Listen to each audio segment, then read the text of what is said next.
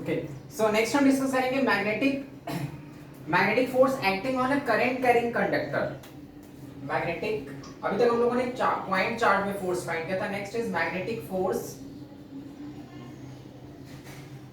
On a current carrying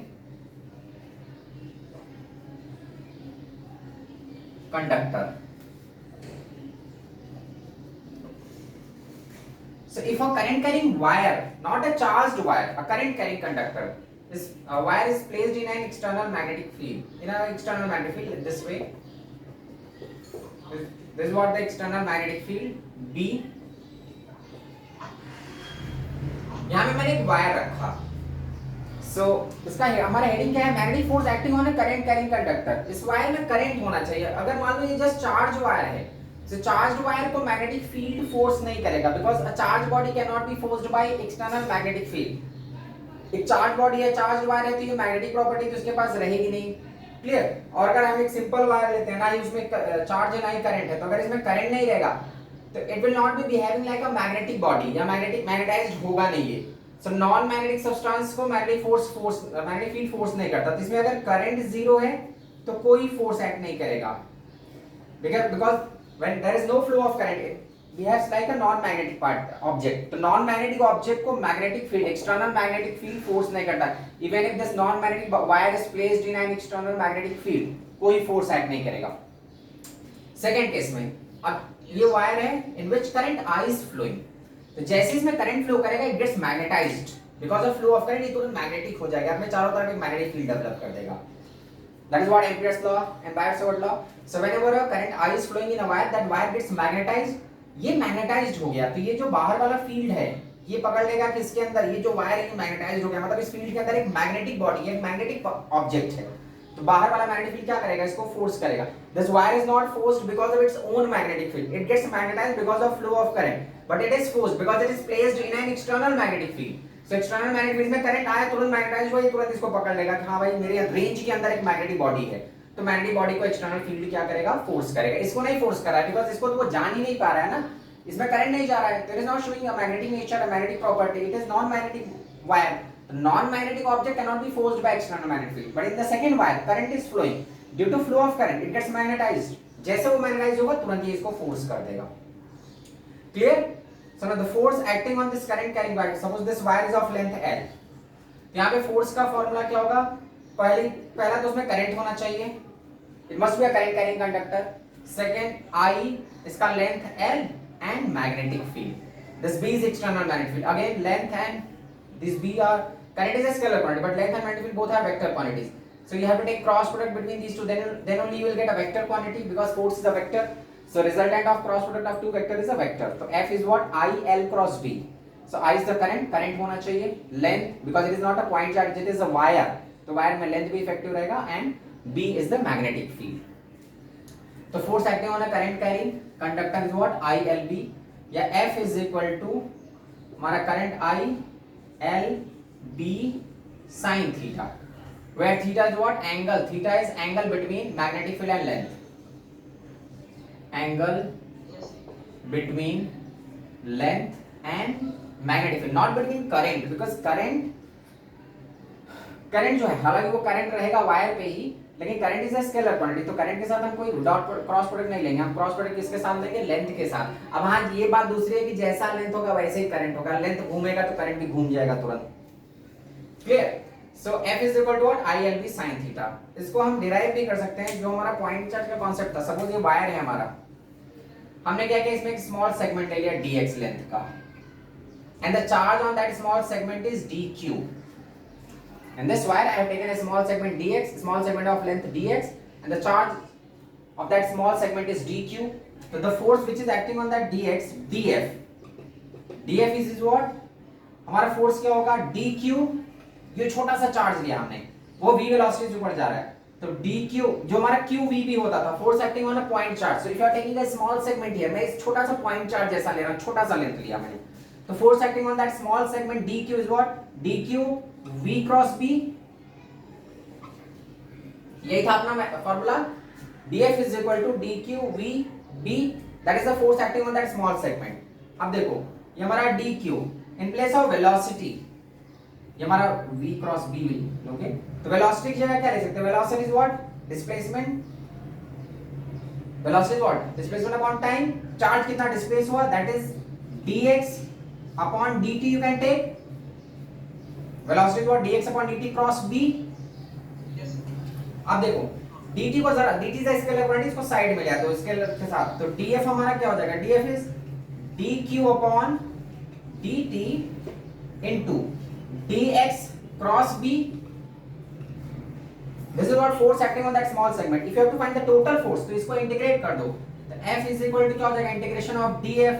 If you are integrating this, ये तो current हो गया, करंट को तो साइड कर दो, करंट तो कांस्टेंट ही है, integration of dx cross b. dx का इंटीग्रेशन क्या दे देगा, पूरा length. If you are integrating this dx, you will get the total length of the wire.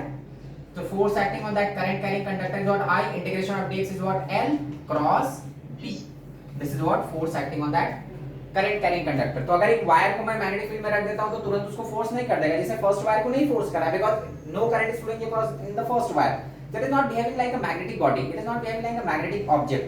So a non-magnetic object cannot be forced by external magnetic field. In the second case, in that wire current I is flowing, due to flow of current it gets magnetized. When it gets magnetized, now it is behaving like a magnetic body. So magnetic body is placed in an external magnetic field. This wire is not forced because of its own magnetic field. It is forced because of external magnetic field. तो external magnetic field में रखेंगे तो वो उसको तुरंत पकड़ लेगा, हाँ इसमें करंट क्या है, ये मैग्नेटाइज हो गया, तो जान जाता है कि इसमें इस वायर में क्या है, मैग्नेटिक फील्ड है, ये एक मैग्नेटिक पार्टिकल है मेरे रेंज में, इस बी के रेंज में एक मैग्नेटिक बॉडी है, वो उसको फोर्स करेगा. तो force acting on wire is what, ILB sin theta. अब वो वायर को तुम कैसे रखते हो, उसके अकॉर्डिंग फोर्स का डायरेक्शन चेंज होता जाएगा. तो here you can use Fleming left hand rule, same Fleming left hand rule to find the direction of force. तो वही सेम लॉ हम यूज करेंगे. वही this is what magnetic field, this is the current, like this is what force, magnetic field and current. So thumb is force is represented by thumb, FBI याद रखो. First finger, magnetic field is represented by first finger and current is represented by the middle finger. Clear? अब suppose अगर यहाँ पे हमारा कोई wire है, जैसे यहाँ पे देखो क्वेश्चन, सपोज एक यूनिफॉर्म मैग्नेटिक फील्ड है, चारों तरफ उसके फील्ड है, मैंने यहाँ पे एक स्क्वायर फ्रेम रख दिया है, this A, B, C and D, current I is flowing in this. So due to flow of current, now we have to find the net force acting on this square frame. इस square frame पे कितना net force act करेगा? So if you are finding force acting on each and every side, because it is a square, तो हर एक side का length same है. अब in this wire force is current is flowing in upward direction, and in this wire current is flowing in downward direction. So find the direction of force on all the sides of the frame. The magnetic lines are inward. If you are finding force, direction of force, so current is upward, so you will get force towards left. So force acting on this is like this. What about force acting on this? Magnetic lines are inward, current is flowing towards right, so force you are getting in upward direction. This is what force. In the similar way, you will get force in this direction, and here also you will get force in that. So all the forces are cancelled. So net force क्या हो जाएगा? 0. Clear? So if it is a square frame, net force is 0. अगर ये rectangle भी होता है, if it is a rectangle, ये square था, even if it is a rectangle, तो भी net force 0 ही आएगा, because if you are placing a rectangle in an external magnetic field, this way, a rectangular frame is placed.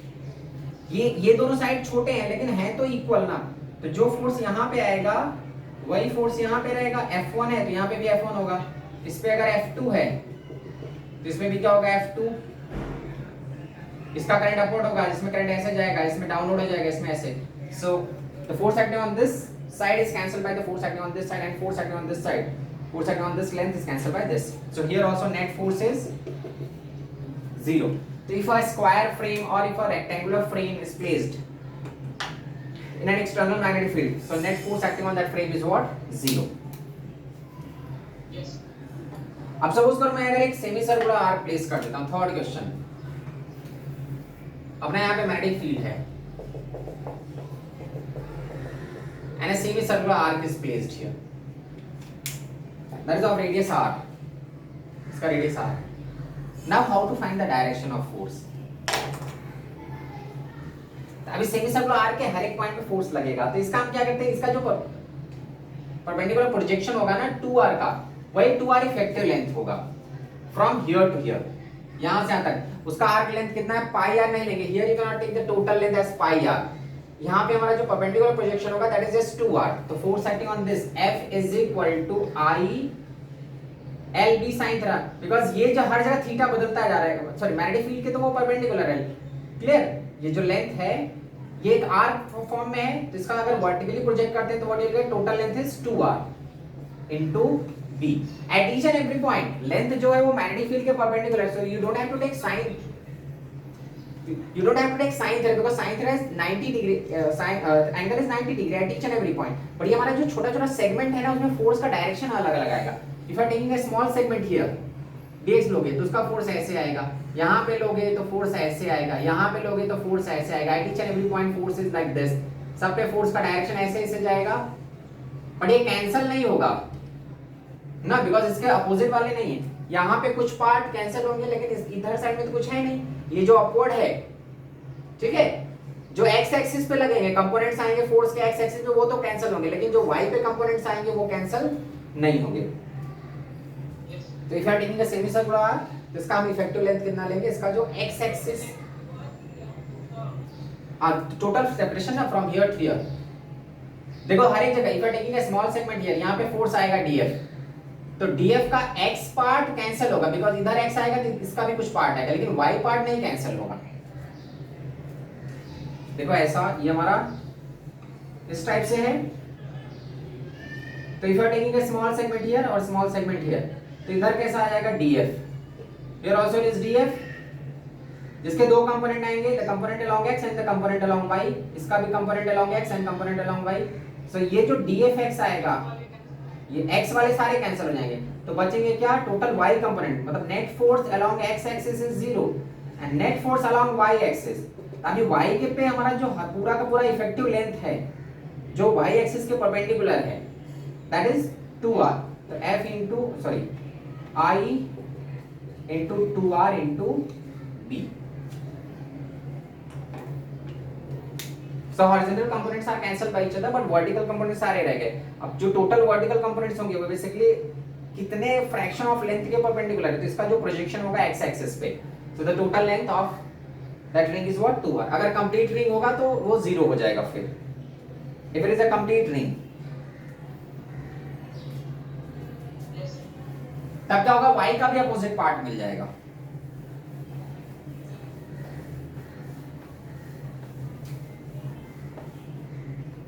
Suppose मैंने next question third fourth, यहाँ पे external magnetic field है और मैंने एक कंप्लीट रिंग ले लिया, तो now at each and every point, जैसे यहाँ पे है इस फोर्स का इसका, तो x से कैंसिल हो जाएगा, fx is cancel bye fx, और इसका fy मिलेगा, इधर भी fy मिलेगा, तो ऐसे यहाँ पे भी दो पार्ट्स हैं ना जिनके fy मिलेंगे, ऐसे ऐसे में इनके भी fx कैंसिल होंगे और fy और fy, ये fy से कैंसिल हो जाएगा, ये से कैंसिल होगा, मतलब सारे के सारे कंपोनेंट्स के अपोजिट पार्ट आ जाएंगे। तो here net force along x axis is 0, net force along y axis is 0, तो ओवरऑल नेट फोर्स ही क्या हो गया है 0। Clear? If a closed loop is placed, अब सपोज करो अगर ऐसा होता, फिफ्थ क्वेश्चन, एक एक्सटर्नल मैग्नेटिक फील्ड में एक सेमी सर्कुलर आर्क है पूरा का पूरा दिस वे, यहाँ पे भी वायर है, this is also a wire, so in this case net force is 0। वहां पे जो केस था वहां पे ये वाला कोई वायर नहीं था, clear, it was just a semi circular ring, लेकिन यहाँ पे क्या ये तो पूरा है और ये भी मतलब करंट ऐसे जा रहा है, यहाँ पे भी इसमें भी करंट फ्लो कर रहा है, clear. So again x components are cancelled and y, तो यहाँ पे fx भी 0 होगा और net fy भी क्या होगा 0, तो net force is what 0। तो if a complete loop, even if it is of irregular shape, if a complete loop is placed in an external magnetic field, net force acting on that complete loop is 0।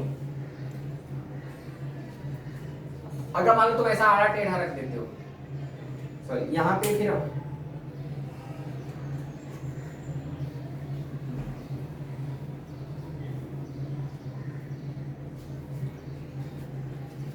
एक next example मैं दिखाता हूँ।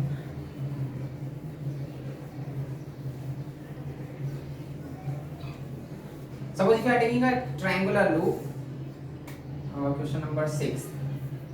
Here is the magnetic field, external magnetic field. You are placing an equilateral triangle. ऐसे equilateral triangle है.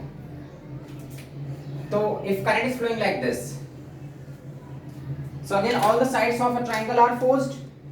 You can find the direction of force by using Fleming left hand rule. तो इस पे देखो कैसे आएगा, ये साइड में force, here also it is like this, and यहाँ पे कैसे आएगा इस way में.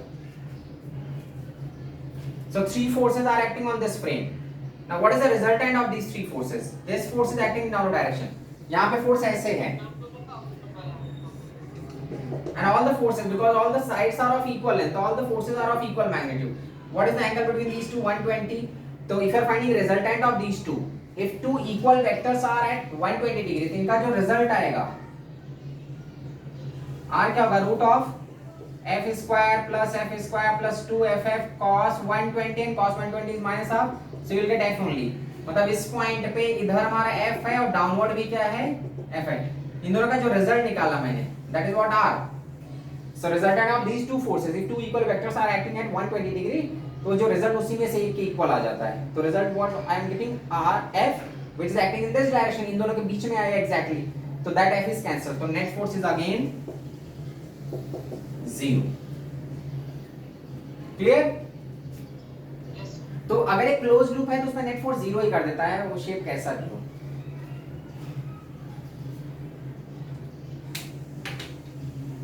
So this is what the magnetic force acting on a current carrying loop या current carrying conductor.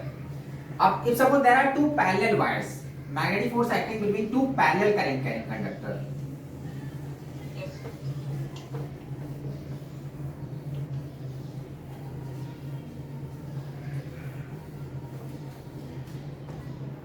Next is magnetic force acting between two. Hello. So next is magnetic force acting between two parallel current carrying conductor. Current carrying. There are two parallel current carrying conductor. मतलब ये first wire है जिसमें current जा रहा है I1. तो अगर इसमें करंट I1 जा रहा है तो अपने चारों तरफ क्या डेवलप कर देगा? It will get magnetized. So because of this current I1 flowing in the first wire, it gets magnetized. So around this wire a magnetic field is created. यहाँ पे भी एक दूसरा वायर है in which current I2 is flowing. अब because of I2 ये भी क्या होगा? मैग्नेटाइज्ड हो जाएगा, ये भी अपना मैग्नेटिक फील्ड डेवलप कर देगा. और बाहर से कोई एक्सटर्नल मैग्नेटिक फील्ड नहीं था, मतलब only these two wires are there in which current I1 and I2 is flowing. There is no other field. मतलब मैंने किसी एक्सटर्नल फील्ड में इन दोनों को नहीं रखा है, मैंने दो वायर रखा, दोनों में करंट फ्लो कर रहा है. In the first wire current is I1, in the second wire current is I2. So now first wire is magnetized because of flow of current, and this first wire is in the field of second wire. Because first wire cannot force itself. कोई भी wire अपने आप को खुद से force नहीं करेगा. First wire किसके फोर्स को फील करेगा? The magnetic field, because of magnetic field of the second wire. Clear? Because इसके लिए इसका फील्ड एक्सटर्नल है. In the similar way second wire is magnetic. Second wire is magnetized because of flow of current I2, but second wire is not forced because of its own magnetic field. Second wire is forced because of magnetic field of the first wire. So they are going to force each other. First wire is forced because कोई भी magnetic body पे external field होना चाहिए तभी वो force होगा.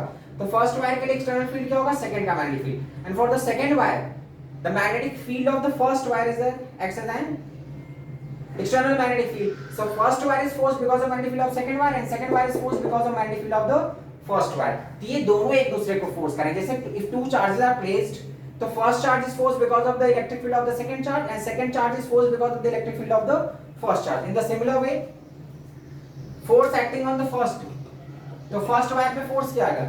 Force acting on the first wire because of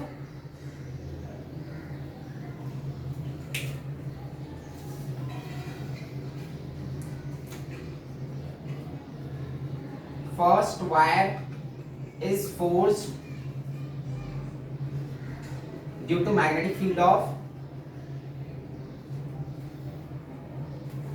first wire is forced due to field of second wire and second wire is forced due to field of first wire.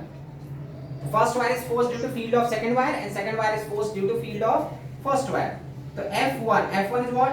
I1LB2, जो पहले wire पे force लगेगा, magnetic force acting on the first wire, तो current उसका खुद का होगा, length भी खुद का होगा, बट मैग्नेटिक फील्ड किसका होगा? सेकंड वायर का.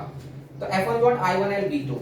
In the similar way में F2 force acting on the second wire, so I2LB1. तो first wire is forced because of magnetic field of second wire and second wire is forced because of magnetic field of first wire. कोई wire खुद से अपने ऊपर force नहीं लगाता, वो बाहर के फील्ड को फील करता है, या it is forced because of external magnetic field. So first wire पे सेकंड का फील्ड एक्ट करेगा and second is forced because of magnetic field of the first wire. अब how to find the magnetic field due to a straight wire? मैंने बताया था Biot-Savart law में. तो यहां पे जो मैग्नेटिक फील्ड होगा सेकंड का, वो क्या होगा? Mu, if r is the separation between these two wire, तो mu naught I2 divide by 2 pi r, इस वायर का यहां पे मैग्नेटिक फील्ड, और फर्स्ट वायर का सेकंड में मैग्नेटिक फील्ड क्या होगा? B1 which is mu naught I1 divide by 2 pi r. That is what magnetic field due to infinite long straight wire. कोई भी अगर इनफाइनाइट लेंथ का स्ट्रेट वायर है तो मैग्नेटिक फील्ड का फार्मूला क्या होता है? Mu naught I by 2 pi r, here also mu naught I by 2 pi r. Just substitute कर दो. तो F1 क्या आ जाएगा? I1L. B2 is what? Mu naught I2 upon 2 pi r. So what you'll get? Mu naught I1 I2L upon 2 pi r. In the similar way में here what you'll get? I2L. B1 is mu naught I1 upon 2 pi r. So F2 is again mu naught I1 I2L upon 2 pi r. दोनों की value same है ना? ये जितना इसको force करेगा वो भी इतना इसको ही फोर्स करेगा. लाइक तुम्हारा मास छोटा है, अर्थ का मास इतना बड़ा सा है, but the force acting between you and earth is similar, equal to the force acting between earth and you. जितना तुम अर्थ को खींचते हो उतना ही अर्थ तुमको खींचता है. या even if two charges are placed, तो फोर्स इक्वल ही लगता है दोनों पे, चाहे चार्जेस का मैग्नीट्यूड कुछ भी हो. सो इन द सेम वे इनका करंट की वैल्यू क्या ये मैटर नहीं करता, but whatever is the magnitude of the force acting on the first wire, equal magnitude of the force acting on the second wire. So F1 is equal to F2. So F1 is equal to F2, which is mu naught I1 I2L upon 2 pi r. And because ये this wire is of infinite length, तो मैं यहाँ पे infinite length तो ले नहीं सकता, because infinite रख दूंगा तो force भी infinite हो जाएगा. तो ऐसा नहीं, हम एक unit length पे निकालेंगे. तो force per unit length. So F upon L क्या हो जाएगा? Mu naught I1 I2 upon 2 pi r. This is what? Force per unit length. You have to find force per unit length, because इसका length हम infinite नहीं ले सकते. Infinite लेंगे तो फिर यहां पे L इनफाइनाइट पुट करोगे तो फोर्स ही इनफाइनाइट हो जाएगा. Clear? So you are finding the force on a small segment. एक छोटे से सेगमेंट को कितना फोर्स करेगा ये वाला वायर. अब how to find the direction, whether they are going to attract और they are going to repel each other. Clear? So दो केसेस हैं. अब जैसे चार्जेस होते हैं ना, तो सिमिलर चार्जेस रिपेल करते हैं, अपोजिट चार्जेस अट्रैक्ट करते हैं. यहां पे हम देखेंगे अगर करंट सेम डायरेक्शन में है. First case, if current is same direction, current is in same direction, तो अगर करंट सेम डायरेक्शन में तो सेकंड में current opposite direction, opposite current. अब जरा देखो फर्स्ट केस में करंट इसमें I1 ऊपर है और I2 भी ऊपर है. तो जो ऑन दिस वायर, यहां पे मैं एक छोटा सा पॉइंट लेता हूं. तो with respect to this current is what? Is it anti clockwise direction with respect to this point. तो एंटी क्लॉकवाइज अगर करंट होता है तो मैग्नेटिक फील्ड किधर आता है? आउटवर्ड डायरेक्शन में. Screw law, if current is in anti clockwise direction, तो यहां पे जो फील्ड आएगा वो कैसा आएगा? Outward. This is what? B2. Now, if you are taking a point here, so with respect to this point, current flowing in the first wire is in clockwise direction. So because of clockwise, जो magnetic field आएगा वो inward आएगा. This is what? B1. Now find the direction of force on this wire. Current ऊपर है, magnetic line बाहर की तरफ है, current ऐसे, तो force ये साइड में आएगा F1. If you are finding force here, magnetic lines are in inward direction, current ऊपर है this way, तो we are getting force towards left. तो ये दोनों क्या करेंगे? एक दूसरे को अट्रैक्ट करेंगे, because both the forces are, ये इस साइड जा रहा है, ये इस साइड जा रहा है, तो they are attracting each other. If current is in opposite direction, इसमें करंट ऊपर है I1 और इसमें नीचे है like this I2. So now with respect to this point, यहाँ पे कोई छोटा सा पॉइंट लो तो with respect to this point, current in the second wire is what in clockwise direction. So because of clockwise current, magnetic lines are what in inward direction. This is what B2. And with respect to this point also, इसका current clockwise है तो again B1 is also in inward direction. This is what B1. Now find the direction of force. So here magnetic lines are inward, current is in upward direction, so you will get force towards left. This is what F1. On this magnetic lines are inward, current is downward, so we are getting, ये तो set ही हो गया है. Clear, magnetic lines inward है, current downward है, तो force किधर आएगा राइट साइड में F2, तो they are going to repel each other. Clear? So in both the wires, if current is in same direction, clear, तो both the wires are going to attract each other. Charge से उल्टा है, जैसे charge same होते हैं तो repel करते हैं, अपोजिट होते हैं तो अट्रैक्ट करते हैं. यहाँ पे अगर सेम करंट होगा, सेम डायरेक्शन में करंट होगा तो ये अट्रैक्ट करेंगे और अपोजिट करंट होगा तो ये रिपेल करेंगे. अपोजिट टू चार्ज, चार्जेस में कैसा होता है, if two charges are of similar nature, दोनों पॉजिटिव है तो they are going to repel each other, and if two charges are of opposite nature then they are going to attract each other. But here it is opposite of that, because current अगर same direction में, तो confuse मत हो जाना कि same current है तो repel करेगा. इलेक्ट्रोस्टैटिक के जैसा नहीं है, current same है in both the wires. If current is in same direction, they are going to attract each other, and if current is in opposite direction, they are going to repel each other. Yes. Clear? So these are the force acting between two wires, and on the basis of direction of magnetic field, you can find the direction of force. So अगर current same है तो attract करेंगे और opposite current है तो they are going to repel each other. If more than one या two wires are there, अगर एक से ज्यादा wires हैं, जैसे सपोज करो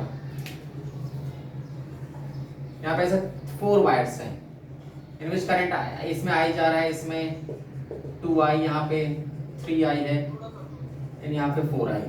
4 wires are there, and different currents are flowing in all 4 wires. The separation between each wire is R. तो अगर first wire पे force निकालना है, you are finding force acting on the first wire.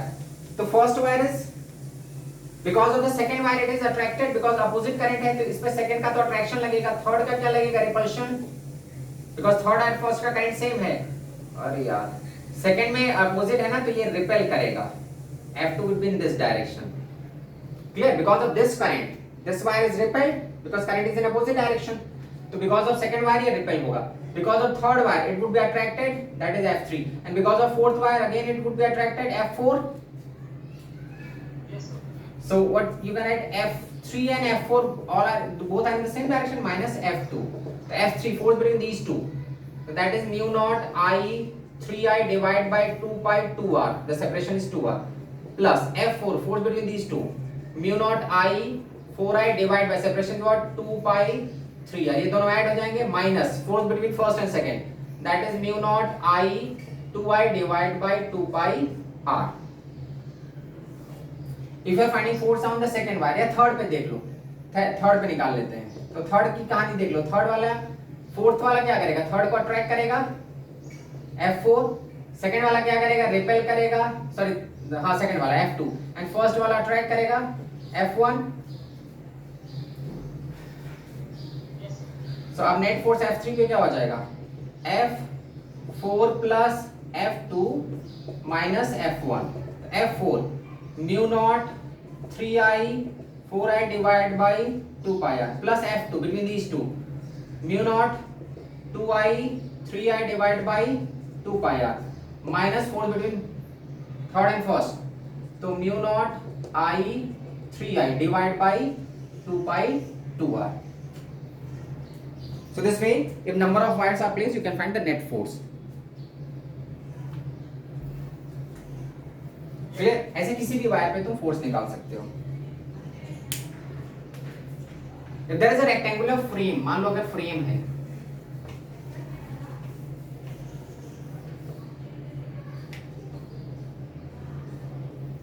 अगर suppose करो एक wire है, that wire is of infinite length in which current I is flowing, there is a rectangular frame, ऐसा है, यहाँ से separation इसका A है and the length of this frame is B, and in which current I is flowing, ऐसा. So now if you have to find the net force acting on this frame, So ये देखो this side of this frame is closer to this wire and current is in same direction, तो ये इसको attract करेगा और ये क्या है दूर है और इसका करंट इससे अपोजिट डायरेक्शन में है तो इसको रिपेल करेगा बट रिपल्सिव फोर्स कम रहेगा। सो अट्रैक्शन ज्यादा है, ये हमारा A B C and D, तो ए बी में अट्रैक्शन ज्यादा है कंपेयर टू सी डी के रिपल्शन से। क्लियर? तो overall this frame would be attracted और बी सी और ए डी का फोर्स वुड बी कैंसल, मतलब F B C is equal to F A D. इनके लिए तो क्या है सेपरेशन सेम ही है तो कैंसल हो जाएंगे। हम नेट फोर्स निकालेंगे तो net force is what, force acting on A B minus force acting on C D. This side of the frame is strongly attracted because current is in same direction and this side of the frame is away from the wire, तो यहाँ पे जो force होगा वो उतना ज्यादा strongly repel नहीं करेगा, इसलिए ये इसका मैग्नीट्यूड कम रहेगा, इसका मैग्नीट्यूड ज्यादा होगा। तो इसको निकाल लो तो क्या हो जाएगा, mu naught I I divide by what is the separation between these two, 2 pi minus separation between these two, so mu naught I divide by 2 pi, the separation between these two is what, a plus b, so a plus b, clear?